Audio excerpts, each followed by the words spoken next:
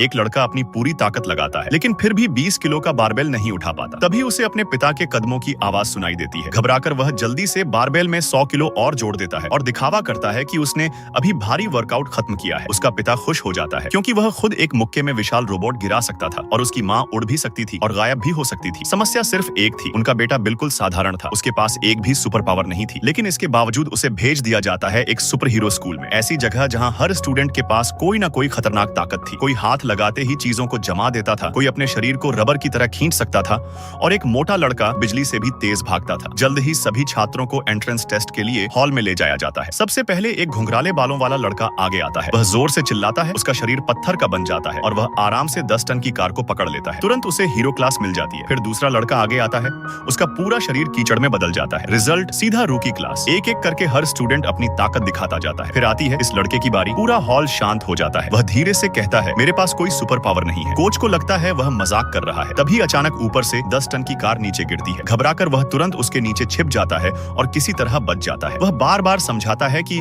उसके पास ना super strength है, ना कोई खास ताकत, लेकिन कोच को लगता है उसने अपनी माँ की पावर विरासत में पाई होगी। वह उसे हवा में जोर से उड़ा देता है। अब सच साफ हो चुका था, लड़का सच में पावरलेस था। गुस्से में कोच उसे सीधा रूकी क्लास में डाल देता है। कुछ ही घंटों में पूरी स्कूल में खबर फैल जाती है, एक बिना पावर वाला लड़का सुपर हीरो स्कूल में पढ़ रहा है। लंच टाइम पर मुसीबत शुरू हो जाती है। रबर वाला लड़का जानबूझकर अपना हाथ फैलाकर उसे गिरा देता है। उसकी ट्रे उड़कर सीधे फायर वाले लड़के पर गिरती है। फायर वाला आग बबूला हो जाता है। वह अपने हाथों से आग के गोले बनाकर उसकी तरफ फेंकने लगता है। लड़का बचने के लिए भागता है, लेकिन रबर वाला फिर रास्ता रोक देता है। अब आग उसकी तरफ तेजी से बढ़ रही थी। मजबूर होकर वह टेबल के नीचे छिप जाता है। तभी उसके दोस्त मदद के लिए आते हैं, लेकिन फायर वाले लड़के के सामने टिक नहीं पाते। और फिर कुछ ऐसा होता है जिसकी किसी ने उम्मीद नहीं की थी। अचानक उसके अंदर की पावर जाग जाती है। वह पूरी टेबल उठाकर फायर वाले लड़के को दूर दे मारता है। गुस्से में फायर वाला और भी बड़ी आग पैदा करता है, लेकिन अगले ही पल लड़का एक जोरदार मुक्का मारकर उसे दूसरे कमरे में उड़ा देता है। अब फायर वाला पूरी तरह बेकाबू हो चुका था, लेकिन इस बार लड़का तैयार था। वह तुरंत फायर एक्सटिंग्विशर उठाता है और उसकी पूरी आग एक ही पल में बुझा देता है।